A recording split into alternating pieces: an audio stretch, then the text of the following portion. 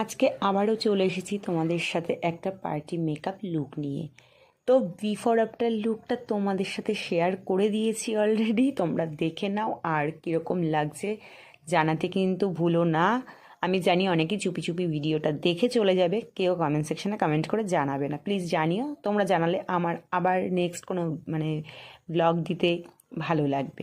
Blog নয়, একটা makeover যে কোনো যাই করি না কেন, মোট কথা তোমাদের সাথে শেয়ার করি, আর সেটাই তোমরা যদি কমেন্ট করে জানাও আমার ভালো লাগবে।